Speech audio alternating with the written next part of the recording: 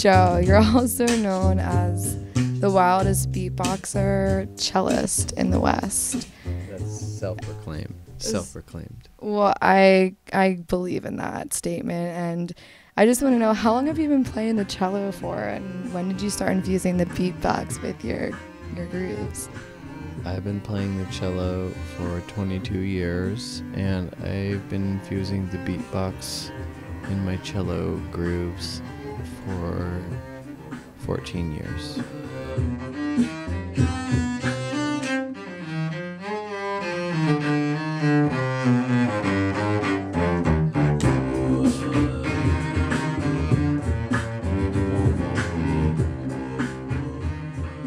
The combination of the two sounds makes for an organic appeal. It's a performance you can't walk away from. And when you add your lyrics, which usually aim at raising awareness, it's just something really special and intriguing for a passerby like myself. Speaking of raising awareness, musicians these days usually don't have a political side to their work. Kids these days are demanding party music primarily. How are you challenging this, and have you been met with any resistance?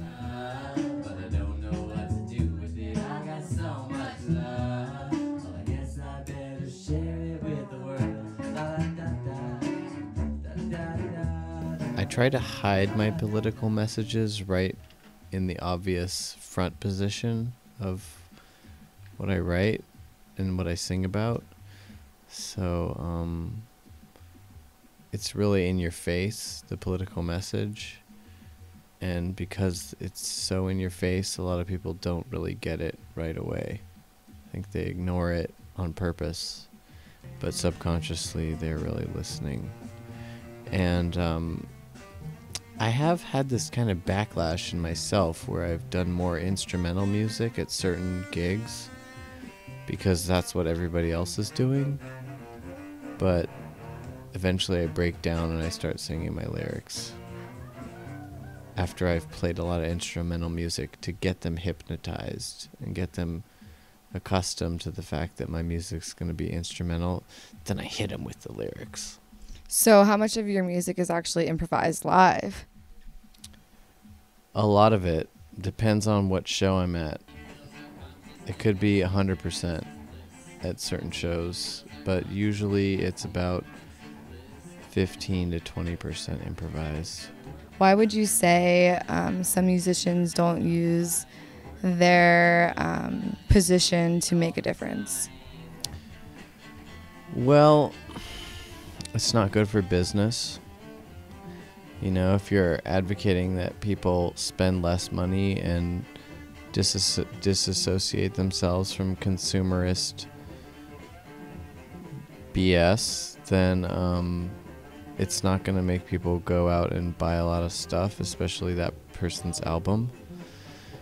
And it just makes them less popular, you know? Like if they sing about boyfriends and girlfriends and, you know, if you like it, put a ring on it, then they're going to sell a lot of records and they're going to have a lot of sold out shows. And if they're going to say, hello, climate change, we're all going to die, then they're not going to be as popular. So it's kind of part of the popularity contest.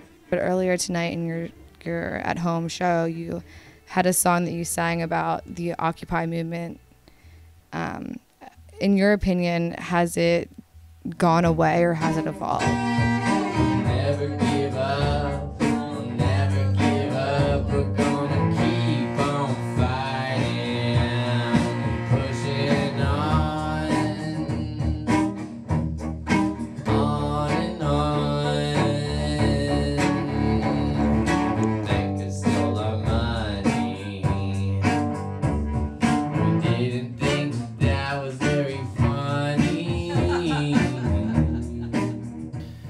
don't know what Occupy is up to. I know there's not really a big presence of people really camping out in a public space. But I think the major thing that happened is a change in consciousness. A lot of people know what's going on, and a lot of people are joining the movement. It's a silent move. It's kind of underrepresented by the media, and they made it out like it's a bunch of homeless people camping in the streets, but that's what's been happening for years. This Occupy movement was people from all different social classes getting together and taking over the public space and saying the way that society is being run is not fair. And I don't think that there's anything that's going to be able to stop it, because it's the people. The people have the power, ultimately. The rich people think that they have the power, but they don't, because as soon as we all decide to stop buying into their system, it collapses. We are the ones that make it run. I think that all people underestimate their power as individuals, and we all have the opportunity to really make a huge impact on the change we would like to see in this world, and it's up to us. And you actually are embarking on your second bicycle rodeo tour. Can you tell us a little bit about your next tour in Australia? Well, I'm doing a bicycle tour from Brisbane down to Melbourne. It's about 1,200 miles. I'll be pedaling along the eastern coast of Australia. And it's a bicycle tour about promoting bicycling. Bicycling as an alternative to fossil fuels. Because I'm trying to show that if I can do a musical tour with a bicycle and a cello and the gear that I need to play, then anybody that needs to go a short distance, like 5 miles or less, can do it with a bicycle and not have to drive a car. And if people see that I'm able to do it and they're inspired to take up a bike instead of their car, you know, it's like a massive way that you change the way that you live. For instance, last night we were getting supplies for this house concert. We were going to the grocery store, which is just right down the street. It's like less than half a mile away. And one of our housemates was getting a ride there in their car with their friend. Their friend was like, "Well, do you want to just have a ride?" And I said, "No, I want to walk. I want to walk to the grocery store, and I'm going to bring this little cart, and I'm going to fill it up and bring supplies back for the party, and I don't want to drive there. I would prefer to walk. I'd prefer to get some exercise, breathe the fresh air, get the stuff I need, and walk back with it and pull it with a cart. Because my bike's in the shop getting fixed." Normally I would ride over to the store and fill up my bike, which is a cargo bike, full of supplies. But I wanted to walk, and I didn't want to get a ride with the car, because you're not just saving time, you're taking off time from the rest of your life because of, you know, losing opportunity to exercise your body. That's one of the number one key ingredients of having a happy, long life is physical exercise. And if everybody biked to work and biked home and biked to their whatever they were going to do that night, like bike to their yoga class or bike to the gym. It's so crazy that people go to the gym, they drive there, and then they get on an exercise bike. Why don't you just go for a bike ride? You know? And I have to say a caveat, and that is that I don't always travel by bicycle. I don't always take public transportation. Sometimes I get rides with friends. Sometimes I take planes. I don't really like the idea of air travel. But I don't want people to think that like I'm some kind of hardline, you know, like cars are just evil, I never ride in a car, or you know, person that thinks that it's just like bad to use cars. I don't think it's necessarily bad to use cars. I just think that if you're going a short distance, it's so much more efficient to use a bicycle.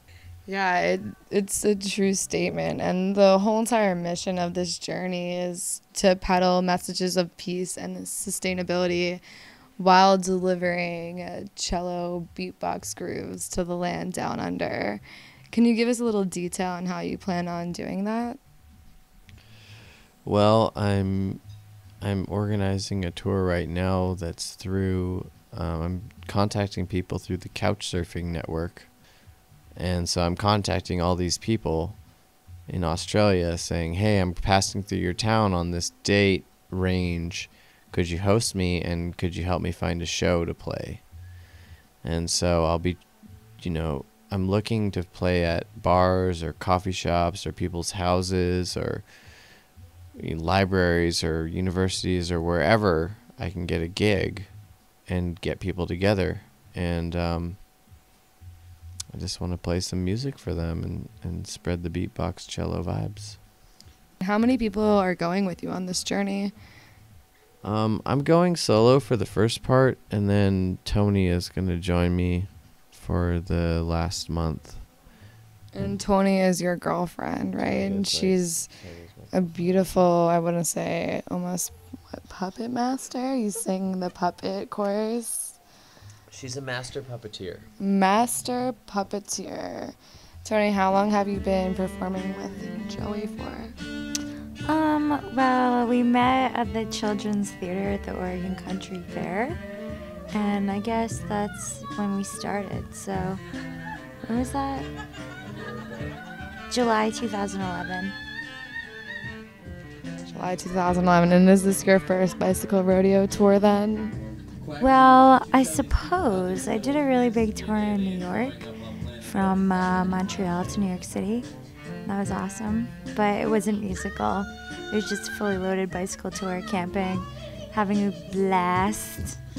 So, what's your biggest concern going out on this bicycle rodeo tour and not having to have anything besides a bicycle on you to carry you through your way? Well, I have to get a bike in Australia, so I have to get a bike and then make sure that I have a show that'll make some money so that I could, come back. So I may just get stuck out there. I guess you just gotta go with the flow and see what happens then, right? I guess so. Cool. So, Joey, how did you reach this point in your musical career? Was it a dream that came to you, or have you been thinking about this for a while? Well, when I was in Boston going to Berklee College of Music, I had a $50 Fuji mountain bike that I took to a bike shop, and I got some cruiser bars for it so I could do more upright riding instead of leaning forward and hunching forward. And I put a bucket on the front of it, and I put a tambourine and a cowbell on my handlebars. And I'd ride through Boston with my cello in a kiddie trailer. And I'd go out and play on the street and go do gigs and go see shows and ride to class and back home, and I would be banging out a beat on the bucket. And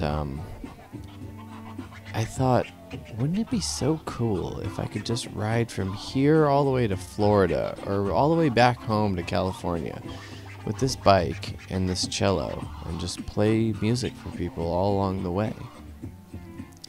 And I really wanted to do a bicycle-based cello beatboxing show where I could tour by bicycle and bring my cello with me. And then 5 years later, after I'd already graduated from Berklee, I came back and I mentioned it to one of my friends, Chris Peck. And Chris Peck was like, hey, I have a friend that's done bicycle tours with his guitar in Utah. Gabe Dominguez. Let me give you his number. And he gave me his number, and I called up Gabe. And I was like, hey, so you want to do bike tours with your guitar? Or you've done bike tours with your guitar? And he's like, yeah, I did that. And he's like, I want to do a bike tour with my cello. He's like, cool, you should play in my band. And so I went up to visit him in San Francisco, and then he ended up being connected to this other group of people called the Ginger Ninjas that were doing this tour down to Mexico with a pedal-powered sound system. And Gabe had one too. Gabe was the guy that originally wanted to have a pedal-powered sound system so he could do bike tours with his guitar and his vocals, because that's how he did it. He was just a soloist, guitar and vocals, and he and Paul from Rock the Bike invented this wooden speaker cabinet that was powered by a bicycle, and that was the first pedal-powered sound system that they'd made. And then over the years, it's just gotten bigger and better. And by the time that I joined the tour, the Ginger Ninjas were developing this one that used 2 JBL PRX 510 or 512 speakers, and they were still building it while we were starting the tour. But we got it done by the time we got from North San Juan to San Francisco or so. And then we went all the way to Mexico. It's like a 5,000-mile bicycle tour. And that was the first time that I did a bicycle tour with a cello. 5,000 miles. Sounds like a bicycle Odyssey. Yeah, exactly. And at Lightning in a Bottle, 2012, I caught your speech that was similar, related to this interview that we're having right now. And you spoke about how committing to public transportation and getting on a bicycle and giving up your car was a way to empower yourself, reduce your carbon footprint, and make a difference in our world. And I did that, and my life is incredible. I have no complaints, and I'm so happy that I got that message from you. So it's been a pleasure to spread the sparkle with you and Joey. So thank you.